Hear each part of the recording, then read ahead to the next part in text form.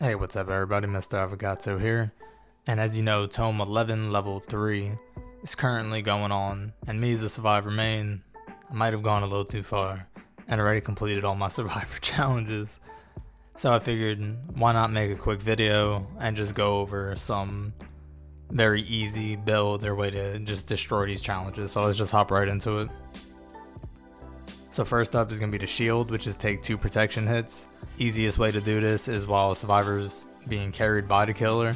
You can simply just take the 2 hits and go down and your challenge is done already. But if you want to stay alive, just put on Styptic Agent, which is the purple add-on for the medkit. This way you can take that extra hit without going down. If you want to have some fun with it or you're in a group, run Metal Man, Breakout, Sabo, and then your choice of an exhaustion perk and some way to heal. Next up is going to be the high skill challenge, which is to get 10 great skill checks.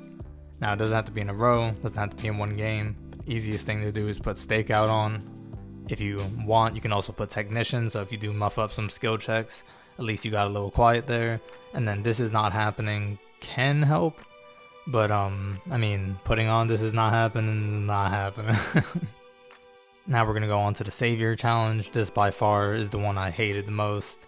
You have to do 4 safe unhooks in one match. So you definitely want to put borrowed time, empathy so you can stay on top of those survivors that are injured, iron will so you stay quiet if you're injured, and then I would say your last perk is really up to you because you want to use either an exhaustion, decisive. Deliverance does not count towards the unhooks but will help you to unhook yourself, especially if other survivors think you're just boosting them.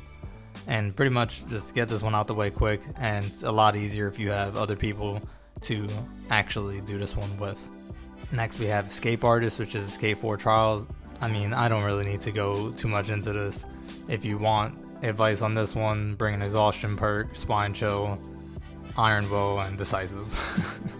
Deplete 5 toolboxes, so easy way to do this. Bring built to last, appraisal, and then a brown toolbox with an add-on that makes it faster to burn the toolbox, and then you can also put a second add-on to make it quiet so that the killer doesn't hear you if they're near you.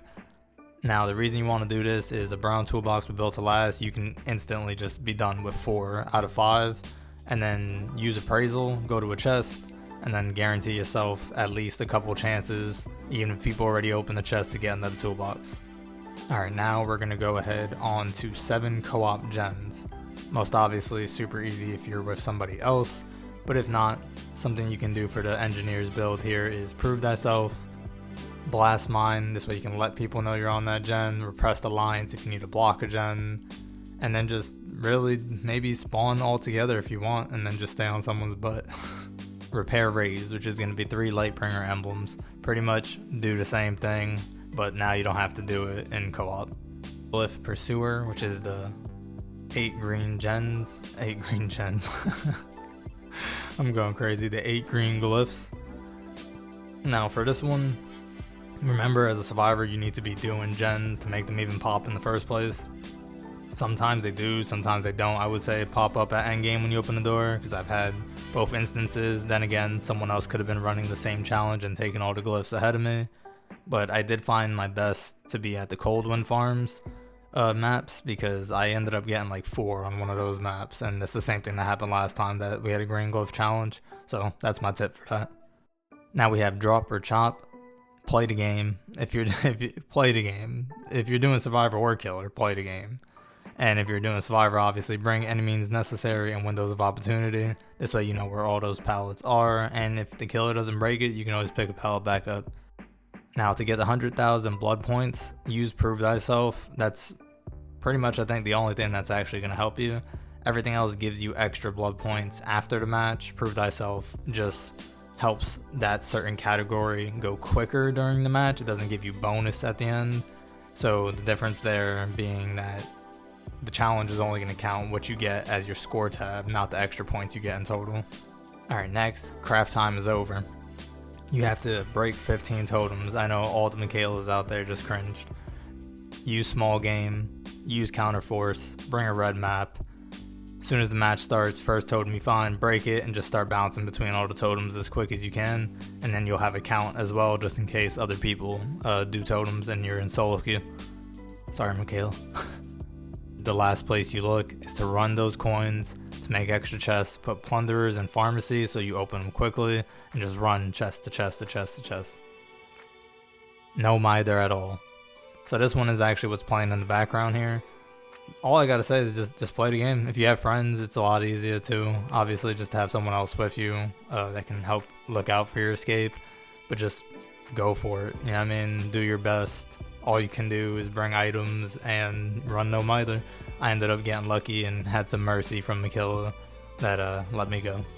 King of the Shadows. So this one you have to hide within 10 meters of the killer for a full minute as Davy King. Obviously, don't forget to put David on. I would say put Iron Will, put Empathy, so if somebody else is getting chased, you know where they're at and you can kind of sneak around.